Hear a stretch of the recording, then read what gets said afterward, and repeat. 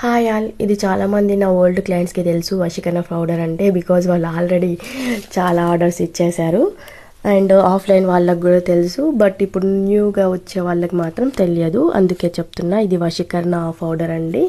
ఇది wife and husband కానీ ఎవరైతే మన మాట వినాలి అనుకున్న వాళ్ళకు సో మనం యూజ్ చేయొచ్చు. లవర్స్ కానీ వైఫ్ అండ్ హస్బెండ్, సో ఎవరైతే మొండిగా బిహేవ్ చేస్తారో వాళ్ళ కోసము.